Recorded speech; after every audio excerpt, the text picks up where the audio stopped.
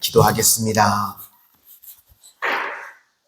사랑의 주님, 세상의 많은 사람들 가운데 저희들을 택하여 주의 자녀 삼아 주시고 오늘도 주님과 하루의 가장 처음 시간 교통하고 교제하는 자리로 불러주시니 감사를 드립니다.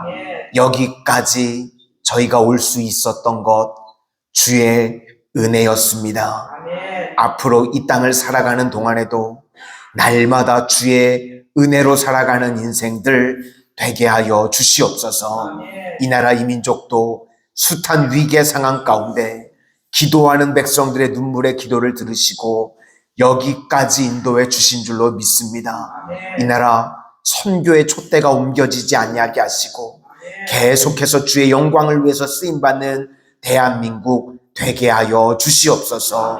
우리 마산 성은교회 지난 73년 동안 수많은 풍파와 위기 상황에서도 기도하는 성도님들의 기도를 들으시고 여기까지 주께서 동행하시고 인도해 주셨습니다.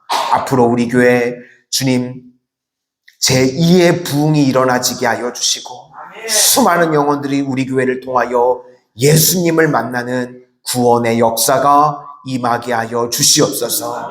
그 중심에 새벽을 깨우며 기도하는 우리 성도님들의 기도가 있게 하시니 감사를 드립니다. 날마다 강건케 하여 주시고 가정에 평안함 더하여 주시고 기도할 때마다 주님께서 응답하여 주셔서 이것이 나의 간증이라고 고백할 수 있는 우리 모든 성도님들 다 되게 하여 주시옵소서. 예수님 이름으로 기도드립니다. 아멘. 오늘은 고백과 순종이라는 제목으로 하나님의 말씀 증거하도록 하겠습니다. 예레미야 이제 2장부터 20장까지는 이 유다의 영적 어둠에 대해서 설명을 하고 있습니다. 어두운 이유가 무엇인가 하면 관계가 다 깨졌기 때문에 그렇다는 것입니다. 하나님께서 지금 오늘 말씀을 통해서요, 하나님과 우리의 관계를 신혼부부로 묘사를 하고 있습니다. 사랑의 관계가 뭔지 아느냐? 그러는 것입니다. 아무것도 없을 때, 그러니까 출애굽 광야를 얘기하는 거죠. 그때는 엄청 사랑했다는 겁니다. 하나님만 의지하고 날마다 예배드리고 그렇게 나왔다는 겁니다. 그런데 가나안에 들어왔더니 이제 먹고 살만하니까요, 이방 신들을 섬기는 게 바알이 있습니다. 바알은 풍요를 상징하는 신이죠. 그래서 원래 신랑 되었던 하나님을 버리고요, 엉뚱한 바알이라고 하는 다른 남자에게로 나아가는 신부의 모습과 같다. 그렇게 하나님께서 설명을 하시는 겁니다. 하나님께서는요, 얼마나 우리를 사랑하셨는지 나의 성물이다, 천열배다, 최고다, 그렇게 말씀을 하십니다. 그래서 내가 나의 최고였는데 어떻게 너희들이 나를 버리고 떠날 수 있니? 그렇게 말씀하시는 겁니다. 그러면 좋은 관계를 맺기 위해서 필요한 것이 무엇인가 하면 우리는 자꾸 사랑을 확인하려고 그럽니다. 그런데 인간의 약점은요, 사실 사랑이 뭔지를 모릅니다. 그래서 확인되는 것이 사랑이라고 생각을 한다는 겁니다. 그런데 사랑은 확인되는 것이 아니라요, 나중에 열매로 아는 것입니다. 그래서 우리가 신앙생활할 때 중요한 것은요, 고백을 하는 겁니다. 하나님 사랑합니다. 하나님 찬송합니다. 그 고백을 먼저 하는 겁니다. 우리가 고백을 하게 되면요, 알게 됩니다. 우리 성도님들 결혼하실 때 누구랑 결혼하셨나요? 고백한 사람이랑 결혼했습니다. 기억들 나시나요? 아무리 좋아도요, 고백 안 하고 그냥 꿍하니 있으면 첫사랑 오라버니가 아직도 생각나시나요? 네. 고백 안 한 사람이랑 결혼하지 않죠. 내가 고백했을 때 고백한 사람과 결혼을 하는 겁니다. 그러니까 고백 안 하면 사랑이 이루어지는 게 아니죠. 그러니까 고백하고 그 다음에는 함께 길을 걸어가는 겁니다. 순종의 발걸음이죠. 그래서 모든 관계가 이루어지기 위해서는요, 반드시 두 가지가 있어야 됩니다. 고백과 순종. 하나님께서요, 먼저 그렇게 하셨다는 겁니다. 우리에게 내가 너를 사랑한다고 고백하시고, 또 하나님의 순종은요, 변함이 없으십니다. 말씀하신 것을 100% 지키신다는 겁니다. 그래서 하나님의 사랑이 완벽한 이유는 우리에게 말씀하십니다. 내가 너를 사랑하노라 고백해 주시고, 그리고 그 길을 끝까지 변함없이 걸어가는 순종이 있으십니다. 그래서 우리도 마찬가지입니다. 하나님과의 좋은 관계를 맺기 위해서는요, 우리도 말씀에 응답해서요, 찬송으로 고백하고 또 순종의 발걸음을 걷는 겁니다. 그래서 사람이 마음으로 믿어 의에 이르고 입으로 시인하여 구원에 이르느니라. 입으로 시인하고 걷는 겁니다. 그래서 내가 하나님과의 원만한 관계가 맺어지기 위해서는 반드시 입으로 시인해야 되고요. 두 번째는 순종의 걸음이 있어야 된다는 것입니다. 오늘도 새벽에 나오신 우리 성도님들 고백하실 수 있기를 바랍니다. 하나님 사랑합니다. 하나님 찬송합니다. 그리고 그 말씀대로 순종의 발걸음을 내디딜 수 있는 하나님과의 사랑의 관계가 맺어지는 우리 성도님들 다 되시기를 바랍니다. 그리고 이제 4절부터 15절까지가 그 다음에 나오는 이야기인데, 하나님의 마음이요, 내가 버림받았다 너희들에게서, 이렇게 말씀을 하십니다. 우리도 인생을 살아가다 보면요, 절망의 순간이 있습니다. 그럴 때가 있죠. 그때는요, 하나님께 내가 버림받은 것 같습니다. 하나님, 어떻게 이러실 수 있습니까? 이런 생각이 인생 가운데 들 때가 있는데, 버림을 받았다, 이건 언제나 큰 상처와 아픔이 되죠. 그래서 우리는 맨날 내가 버림받았다고 생각을 하는데, 하나님께서 버림받았고 상처가 있다고 말씀을 하십니다.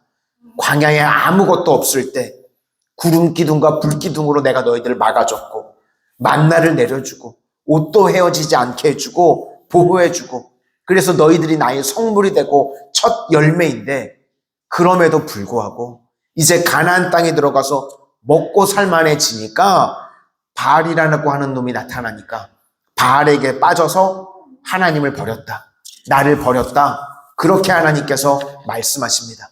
그래서 이렇게 외도하는 모습을 보니까 역겹다는 겁니다. 그리고 이스라엘 지도자들을 세워놓았더니 제사장들은 하나님을 찾지도 않고, 율법을 다루는 자들은 무식해서 알지도 못하고, 관리들은 목자들인데 목자들은 나를 다 반역하고, 선지자들은 바알의 이름으로 예언을 한다는 겁니다. 얼마나 하나님의 마음이 아픈지 하나님의 버림받았다고 하는 마음을 표현하고 계십니다. 우리 7절과 8절 한번 보시도록 하겠습니다. 7절과 8절입니다. 시작. 내가 너희를 기름진 땅에 인도하여 그것의 열매와 그것의 아름다운 것을 먹게 하였거늘 너희가 이리로 들어와서는 내 땅을 더럽히고 내 기업을 역겨운 곳으로 만들었으며, 제사장들은 여호와께서 어디 계시냐 말하지 아니하였으며, 율법을 다루는 자들은 나를 알지 못하며 에게 반역하며, 선지자들은 바알의 이름으로 예언하고 무익한 것들을 따랐느니라. 우리가 때로는 전도나 선도를 할 때도요, 예수님을 증거해야 되는데 자칫 바알을 증거할 때가 있습니다.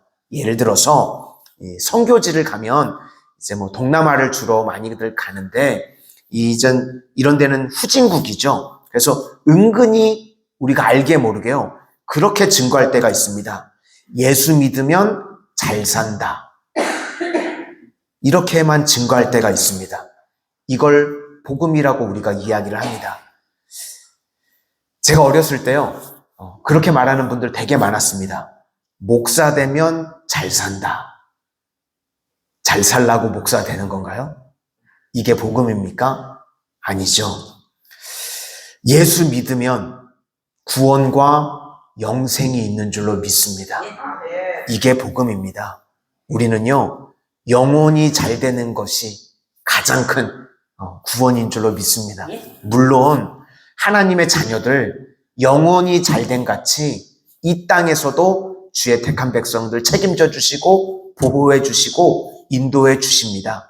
그런데요, 영혼이 잘 되는 축복은 다 온데간데 없고 그냥 예수님 믿으면 이 땅에서만 잘 된다. 그거 복음 아닙니다.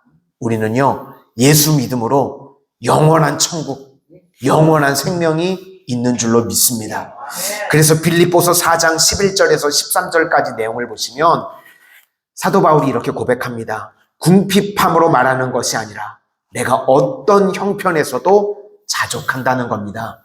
그러니까 비천에 처할 줄도 알고 풍부에 처할 줄도 알고, 그런데 일체의 비결을 내가 배웠다. 내게 능력 주시는 자 안에서 내가 모든 것을 할 수 있다. 그러니까 풍요만이 아니라 없어도 주의 일 할 수 있고, 물론 있어도 주의 일 할 수 있다. 그러니까 우리는 예수님만 계시면 된다. 그 이야기를 사도 바울이 하고 있는 겁니다. 이게 바로 복음인 줄로 믿습니다. 우리 성도님들, 예수님만 계시면 우리는 되는 줄로 믿습니다. 그러니까 이스라엘 백성들의 악은요, 생수의 근원 되신 하나님을 떠난 것이고, 너희들이 스스로 만족하려고 하는 것은 터진 웅덩이와 같다라고 말씀하십니다. 우리 마지막으로 13절만 읽고 마치도록 하겠습니다. 13절입니다. 시작. 내 백성이 두 가지 악을 행하였나니 곧 그들이 생수의 근원되는 나를 버린 것과 스스로 웅덩이를 판 것인데 그것은 그 물을 가두지 못할 터진 웅덩이들이니라. 우리는 세상에 터진 웅덩이 같이 채우지 못할 것으로 만족을 얻으려고 하는 것이 아니라 오직 예수 안에서 만족함이 있는 우리 모든 성도님들 다 되시기를 주의 이름으로 축원합니다. 기도하겠습니다. 사랑의 주님, 날마다 주님의 사랑과 은혜를 저희들 입술로 고백하게 하시고 순종의 발걸음을 내딛는 주의 자녀들 되게 하여 주시며 세상에 헛된 만족이 아니라 오직 예수로 만족하는 예수뿐인 인생 다 되게 하여 주시옵소서. 우리 성도님들 마음 가운데 예수님의 은혜와 사랑으로 충만하게 채워지는 인생들 되게 하여 주시옵소서. 예수님 이름으로 기도드립니다. 아멘.